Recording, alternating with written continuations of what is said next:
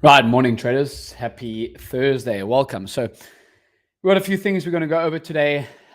Speak about the sell-off, obviously, yesterday. We've got the DAX index up here at the moment, and we aren't looking particularly bullish, let's just say that. Yesterday, we saw major indexes slide quite heavily, including the DAX. The DAX down from highs to the low yesterday, over 500 points. The NASDAQ as well, looking very, very bearish today too. And I did mention this, that we could see, if that first hour was bearish, continued shorts to the downside. So we saw a slide off of over 400 points on the NASDAQ, as well as, let's go to the S&P 500 chart. So not looking good here heading into the open, that's for sure. So yeah, the guys that are on Discord, let me know. The guys that are watching online, let me know if you guys want me to cover anything as well. We'll get right into it. Okay, so let's go over that. Let's go over that first Edgeful report that I do want to speak about. Is this NQ? Okay, NQ opening candle continuation report. And I did speak to the guys yesterday about this, about making sure that you're not fading momentum. Right, we aren't fading momentum, we aren't fading trend, and we can see in the last 6 months, when the first hour from 9:30 a.m. to 10:30 a.m. Eastern time is bearish, 79% of the time we close as a bearish closing day. So don't fade that, right? Just keep it simple. Don't fade it. Don't overcomplicate it. You don't need to make it more confusing than it is. And I think if you're picking bottoms yesterday, that's where maybe you need to come over to the Edgeful reports and actually have a look at that and see how you can maybe be on the right side using the data, using Edgeful's data. You see what Captain in the Discord, a lot of guys opting to watch online on social media right now. So welcome, morning. As always, I'm going to be live on ASFX TV. Okay, as always, ASFX TV, you can use the code James for 50% off our live streaming services every single Monday through to Friday, 9:25 a.m. Eastern time. We start off there. But back to Edgeful, some of their reports again is this previous day's range report. Okay, so this previous day's range report on NQ or ES, okay, showing that, when we do take out these lows, the previous day's range lows, we definitely look to take lower. Don't fight the momentum. Right now, we can see overnight on the S&P, we've taken out the lows. And then on the NASDAQ, we've taken out the lows as well. You can see that overnight lows, the white dotted line on my screen. The DAX as well, we have taken out those lows too. So looking for shorts is probably optimal right now. Do we get a relief bounce? Yeah, possibly, but let's just see. Is that CST? No, it's EST, Eastern Standard Time. Okay, Eastern Standard Time. We can see pre-market here. NVIDIA is trading lower. Tesla is up, but very, very bad trading for most of the major stock indexes yesterday. Let's just go over here. We can actually see all of the major stock indexes yesterday trading very, very, my long-term portfolio. I've actually started to add into my long-term portfolio. I think it could be quite a nice position to dollar cost average into in terms of a longer-term aspect. From South Africa, I like using the Satrix and Signia ETFs. So we'll keep an eye out for that, right? But pre-market, we are not looking particularly bullish here. Is this the lows, though? Is this the lows? That is probably the question that everyone is asking. And possibly, I'm not going to say anything, but even though we had a big day yesterday, we're still sitting at this daily 200 EMA, which is that white exponential moving average coming across my screen. So could we see the lows being set in? 100%, definitely. So, what I'm trying to say, though, from an intraday perspective, if you're an intraday index trader, trade what's in front of us. Okay, don't look to predict anything. Just trade what's in front of us. And the data, I've given you that previous day's range report, as well as the previous as the opening candle continuation report as well. Again, if you want to come into Discord and see how I'm actually executing these strategies, what are my trades, I'm seeing it all live. It's in the Discord, in the Edgeful Discord. If you come to the over to the Edgeful website over here, okay, and you click on the right-hand side, join our Discord, that is where the Edgeful Discord is. As mentioned, it's free. And then we do have the Trading View indicator access, as well as the Ninja Trader indicators as well. Okay, so that is where you can find the indicators, as well as the Discord, which is free. Bottom right-hand section over here, okay, you can see over there, and if we just maybe move myself like that, okay, bottom right-hand section over there like that is where you can come and hit the live support if you are needing live support with Edgeful. I see we got some new guys in the chat here. Raphael, what's up? Hoa, good to have you on as always. I have been speaking a little bit about a few mindset things, consistently this week. And, maybe there's a few, I did mention this one here yesterday about packs, about focusing on trading hour-based trading setups, and just, the less I trade, the happier I am. I've also spoken about Crudeli, a lot about that. There's a few other things that I have been speaking about. So maybe what we can see is let's see if there is any others that I can actually bring up this morning here to speak on. But morning, guys. Appreciate you guys coming into the chat. Anything that you guys want me to cover on the Discord here? I think this is probably another good one by Pax that I actually was speaking on the other day. And a lot of my YouTube content is actually focused around this and just speaking about the harsh realities of trading, is that we have to be in touch with, where we are at, right? It's been a tough start to the year. And finally, the last weeks, I'm starting to find my groove again. I had my son in February, and obviously amazing blessing that is, and now finally starting to get into the swing of things again. But Pax tweeted this, and one of the most difficult aspects of long-term profitable trading is the ability to do nothing. Sometimes we just need to sit and do nothing. It goes into what he said over here. Over the years, I've learned the less I trade, the happier I'll be. Okay, so when there's no setup, sometimes the best thing is to just sit tight and stay patient. Just have a look at the currency side of things. We are seeing the yen quote pairs moving higher. You guys know me that I like to trade. Sometimes I really do like to trade these yen quote pairs as well. I think something like we can see yesterday is that we actually did not break through that previous day's lows zone on the yen quotes overnight. And I think obviously that is probably a telltale sign that we will not move lower. If we just, Edgeful data works on everything. Let's go to GJ. Let's go to the last 6 months, and let's go to this previous day's range report. We can see if we take out the lows 66% of the time, the highs 65% of the time.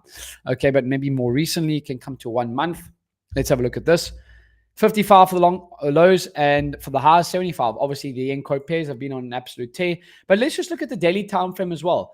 This does not look bearish to me. We've broken now above some key levels, exponential moving averages as well. I would say this key level like this, the 200 EMA on the daily time frame too, but like that key level, kind of like a break. We got above it, break and retest. Now, I would say yen quote pairs as a swing trade, probably looking at this next level over here, back at 198, 199 is probably the next zone that we are going to possibly head to. So I think in terms of if you're just looking at longer term aspect, swing trade, something like this, maybe with a stop below that structure point there, you could probably get a nice like 1-to-1 to that level there, maybe 2-to-1 if you go with a tighter stop. Okay, so that's just on the currency side of things. You guys know I like looking at those yen quote pairs as well. Okay, just go to back to my favorite asset, the DAX, which I love to trade.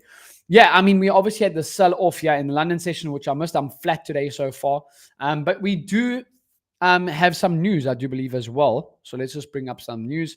We do have some news, USD final GDP and unemployment claims in the next 15 minutes, actually, 2:30 p.m. South African time.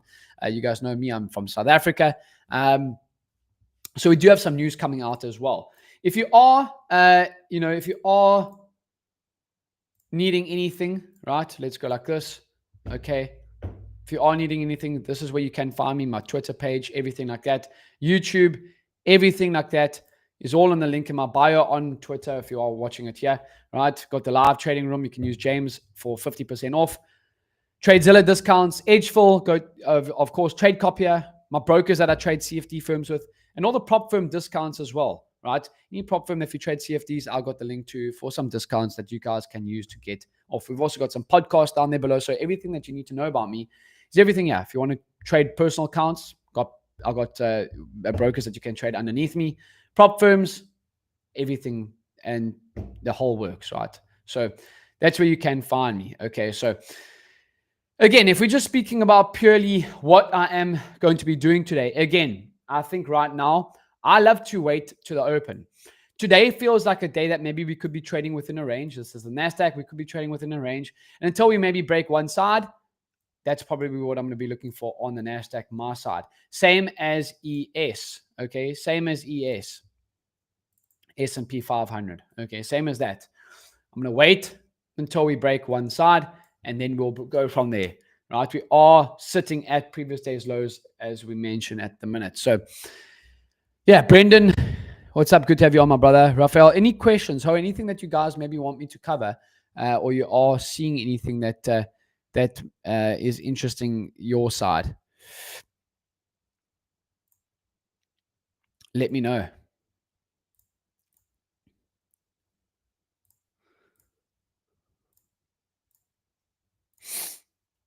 Anything that you guys would like me to cover? See, obviously Discord's got a new interface as well. Might as well talk about GC. Yeah, of course. I don't trade gold often, but GC, wow, yeah, GC back near at all-time highs, rallying. This is a very key statistic. Again, stuff that I use, you can use on commodities as well. We take out the previous day's highs, which is this white dotted line, and if you come over here, let's go to GC. Okay, and let's go to the last 6 months worth of data. And you can see if we take out that previous day's highs, okay, let's go to the previous day's range report.